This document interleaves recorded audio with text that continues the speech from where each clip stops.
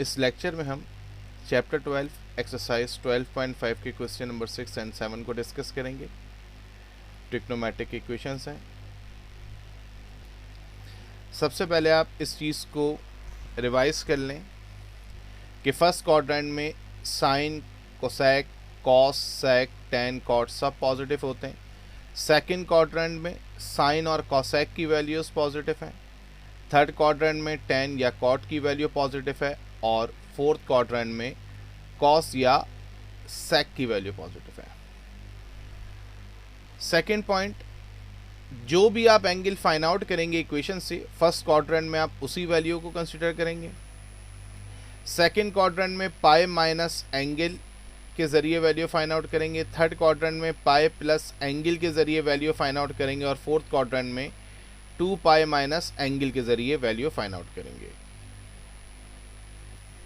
Question number 6 है sec square x is equal to 4। सबसे पहले सॉल्यूशन में आपने एज इट इज क्वेश्चन को कॉपी करा।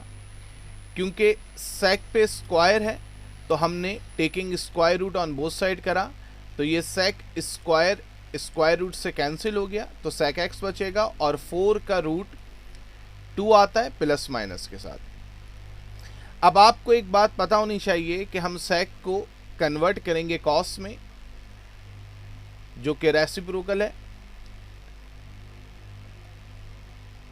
कॉस का। Cos x is equal to 1 divided by sec x. अगर सेक एक्स की वैल्यू प्लस माइनस 2 है तो कॉस एक्स की value plus minus 1 divided by 2 हो जाएगी। ये बहुत सिंपल बात है। जो सेक एक्स की वैल्यू आई थी आपने इसका रेसिप्रोकल कर लेना है, तो वो कॉस की वैल्यू आ जाएगी। अब कॉस एक्स की value plus minus 1 divided by 2 है, तो एक दफ़ा हम इसको पॉजिटिव के साथ सॉल्व करेंगे और एक दफ़ा हम इसको नेगेटिव के साथ सॉल्व करेंगे। सबसे पहले मैंने cos x is equal to 1/2 consider करा। लेफ्ट साइड पे कॉस जब राइट साइड पे मूव करेगा तो कॉस इन्वर्स हो जाएगा। कॉस इन्वर्स 1/2 कैलकुलेटर के ज़रिए मेरे पास वैल्यू π/3 आएगी। अब इस वैल्यू को गौर से देखें तो ये 1/2 पॉजिटिव है, तो इसका मतलब है कि कॉस का जो एंगल आपने फाइंड आउट करा है π/3, या तो ये फर्स्ट क्वाड्रेंट में होगा या फोर्थ क्वाड्रेंट में होगा।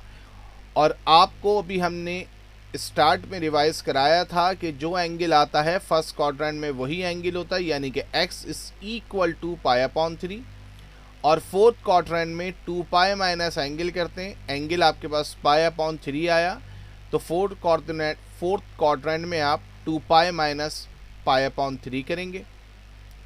एलसीएम के ज़रिए इसको सॉल्व करेंगे। 3 2 6, 6 pi minus pi 5 π/3।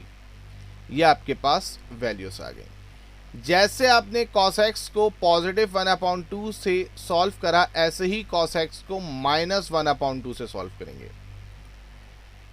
cos left से राइट की तरफ शिफ्ट करेगा तो इन्वर्स हो जाएगा। cos इन्वर्स माइनस 1/2 की वैल्यू π/3 आएगी। माइनस 1/2 cos की वैल्यू नेगेटिव है, इसका मतलब है सेकंड या थर्ड क्वाड्रेंट में हमने एंगल को फाइंड आउट करना है। तो जो π/3 है, जब हम उसको सेकंड क्वाड्रेंट में फाइंड आउट करेंगे तो पाई माइनस एंगल होता है, यानी कि पाई माइनस π/3 हो जाएगा। इसको एलसीएम से सॉल्व करेंगे। 3 पाई माइनस पाई 2 π/3 आ गया। थर्ड क्वाड्रेंट में पाई प्लस एंगल होता है, एंगल आपके पास π/3 आया, तो पाई प्लस π/3 एलसीएम से सॉल्व करेंगे। 3 पाई प्लस पाई 4 π/3 एंगल आ गया। अब आप ये चारों एंगल जो गिवन इक्वेशन है उसमें सॉल्व करेंगे, वेरीफाई करेंगे। आपने इक्वेशन कॉपी की as it is sec square x is equal to 4। पहला एंगल π/3 रखा आपने। अब आप इसको कैलकुलेटर से ऐसे सॉल्व करेंगे। π/3 का मतलब होता है 180/3, यानी कि 60 डिग्री। आप कैलकुलेटर में cos 60 की वैल्यू फाइंड आउट करें, उसका स्क्वायर लें और 1 से डिवाइड करें, यानी कि 1 डिवाइडेड बाय cos 60 का होल स्क्वायर। cos 60 की वैल्यू आपके पास 1 डिवाइडेड बाय √2 है। cos 60 की वैल्यू आपके पास 1/2 है। तो 1/2 का जब आप स्क्वायर करेंगे तो वो 4 हो जाएगा, 1/4 हो जाएगा, और फिर आप उसका रेसिप्रोकल करेंगे तो वो आपके पास 4 वैल्यू आ जाएगी। मैं इसको दोबारा रिकॉल करा देता हूँ। सेक स्क्वायर पाई अपॉन 3 को आप ऐसे सॉल्व करेंगे, 1 divided by cos 60 whole square. Cos 60 की वैल्यू 1/2 है, तो इसका मतलब है सेक की वैल्यू 2 हो जाएगी, सेक 60 की, और सेक 60 2 के बराबर आया तो 2 का स्क्वायर 4 हो जाएगा। आप इसको कैलकुलेटर से बहुत आराम से सॉल्व कर सकते हैं। नेक्स्ट एंगल 5 पाई अपॉन 3 है, आपने as it is equation copy की, एंगल की जगह 5 पाई अपॉन 3 रखा। सबसे पहले आप एंगल को सॉल्व करेंगे, 5 मल्टीप्लाई बाय 180 डिवाइडेड बाय 3, तो ये आपके पास 300 आ जाएगा। आप कैलकुलेटर में 1 डिवाइडेड बाय कॉस 300 का होल स्क्वायर लें, तो 1 डिवाइडेड बाय कॉस 300 की वैल्यू 0.5 है, 1 डिवाइडेड बाय 0.5 2 आ गया, यानी कि सेक 300 की वैल्यू 2 आ गई, और 2 का होल स्क्वायर, क्योंकि आपके पास सेक पे स्क्वायर है तो 2 का होल स्क्वायर 4 आ गया। आप कैलकुलेटर से वैल्यू पुट करेंगे तो आपके पास ऑटोमेटिकली 4 आंसर आ जाएगा। नेक्स्ट एंगल 2 पाई अपॉन 3 है, तो 2 पाई अपॉन 3 को पहले आप सॉल्व करेंगे, 2 मल्टीप्लाई बाय 180 डिवाइड बाय 3 120 आ जाएगा। सेक स्क्वायर 120 को आप ऐसे सॉल्व करेंगे, 1 डिवाइडेड बाय कॉस 120 का होल स्क्वायर, कॉस 120 की वैल्यू माइनस में आएगी, सेक 120 की वैल्यू -2 हो जाएगी, और -2 का स्क्वायर +4 हो जाएगा। नेक्स्ट एंगल 4 पाई अपॉन 3 है, आपने as it is equation copy की और एंगल की जगह 4 पाई अपॉन 3 रखा। इसको आप सिंपली सॉल्व करेंगे। सबसे पहले 4 मल्टीप्लाई बाय 180 डिवाइड बाय 3 240 आ जाएगा। सेक स्क्वायर 240 को आप ऐसे फाइंड आउट करेंगे, 1 डिवाइडेड बाय कॉस 240 का होल स्क्वायर, कॉस 240 की वैल्यू -0.5 है, तो सेक 240 की वैल्यू -2 हो जाएगी, और -2 का होल स्क्वायर +4 हो गया।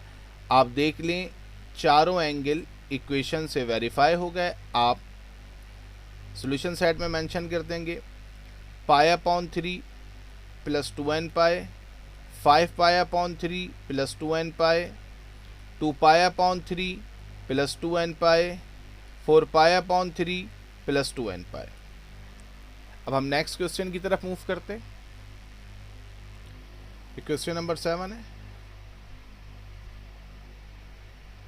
2 cos x plus sine square x is equal to 1। आपने सॉल्यूशन में सबसे पहले एज इट इज क्वेश्चन को कॉपी करा।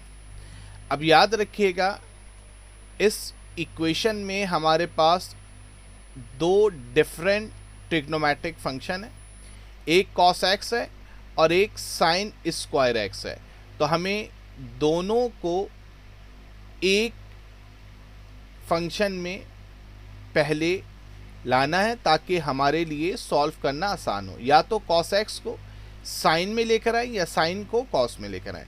अब यहाँ पे cos x है और यहाँ साइन स्क्वायर x है, तो हमें एक फार्मूला बहुत अच्छे से याद है, sine square x plus cos square x is equal to 1। Cos x square left side पे पॉजिटिव था, राइट साइड पे 1 के पास जाके नेगेटिव हो गया। तो आप देखें, जहां इक्वेशन में 2 cos x प्लस था वो एज इट इज रहा, राइट साइड पे इस इक्वल टू के बाद 1 था वो भी एज इट इज रहा, और साइन स्क्वायर की जगह आपने 1 माइनस कॉस स्क्वायर x रख दिया। चेक कर लें, आई होप यहाँ तक कोई प्रॉब्लम नहीं होगी। नेक्स्ट स्टेप में हमने सिंपली इस इक्वेशन को एज इट इज दोबारा कॉपी किया है, 2 cos x plus 1 minus cos square x is equal to 1। अब ये जो लेफ्ट साइड पे 1 पॉजिटिव था, ये राइट साइड पे जाके नेगेटिव हो गया, 1 माइनस 1 की वैल्यू 0 आ गई, और 2 cos x minus cos square x मैंने एज इट इज कॉपी कर लिया। अब इन दोनों में आप देखिए cos x कॉमन आ जाएगा, तो जब मैं 2 cos x में से cos x कॉमन लूँगा तो 2 बचेगा, और cos स्क्वायर x में से cos x कॉमन लूँगा तो सिंपल cos x बच जाएगा, minus sine as it is. अब हम इसको फर्दर सॉल्व करेंगे, cos x भी 0 के बराबर होगा। दो फैक्टर बन चुके हैं, तो पहला फैक्टर cos x भी 0 के बराबर होगा और दूसरा फैक्टर 2 माइनस cos x भी 0 के बराबर होगा। 2 माइनस cos x को हम पहले डिस्कस करते हैं। cos x लेफ्ट साइड पे माइनस था, राइट साइड पे जाके पॉजिटिव हो गया। cos x is equal to 2, तो हमें पता है कि cos x की जो रेंज है वो +1 से -1 तक है, +1 से -1 तक है। तो इसका मतलब है cos x की 2 वैल्यू पॉसिबल नहीं होगी, तो हम नॉट पॉसिबल लिख के इसको यहीं पर स्टॉप कर देंगे। अब ये जो cos x is equal to 0 है, लेफ्ट साइड पे cos जब राइट साइड पे शिफ्ट होगा तो cos इनवर्स बन जाएगा। cos इनवर्स 0 की वैल्यू ±π/2 आती है। अब हम दोनों वैल्यूज़ को एक दफ़ा पॉजिटिव π/2 को और एक दफ़ा नेगेटिव π/2 को इक्वेशन में वेरीफाई करेंगे। मैंने इक्वेशन कॉपी की, 2 cos x + sin² x is equal to 1।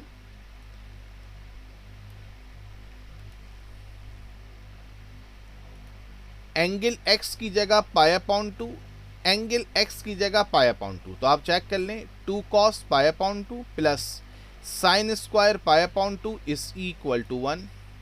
2 as it is. cos π/2 की वैल्यू 0 होती है, sin π/2 की वैल्यू 1 होती है, यानी कि 1 का स्क्वायर, क्योंकि साइन पे स्क्वायर है, is equal to 1 as it is. 2 को 0 से मल्टीप्लाई करेंगे, ये 0 हो जाएगा। 1 का स्क्वायर 1 ही होगा। 0 + 1 की वैल्यू 1 आ गई और 1 इज इक्वल टू 1, यानी कि एंगल π/2 इक्वेशन से वेरीफाई हो गया। अब हमने -π/2 को सॉल्व करना है। 2 cos x + sin² x is equal to 1। तो ये देखें, जहां एंगल x है मैंने वहां पर -π/2 रख दिया, cos के साथ भी sin के साथ भी।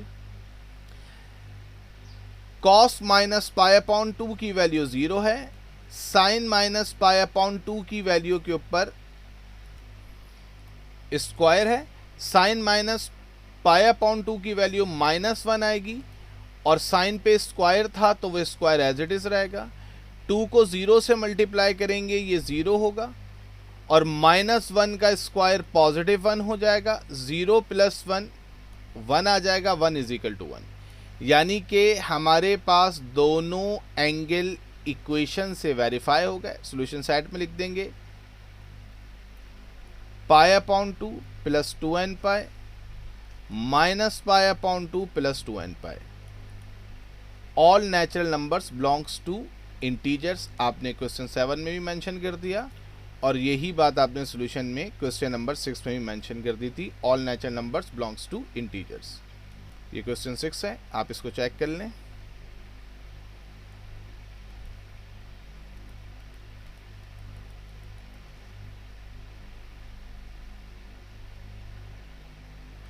ये क्वेश्चन नंबर 7 है। आई होप कि ये दोनों क्वेश्चन आपको समझ में आ गए होंगे।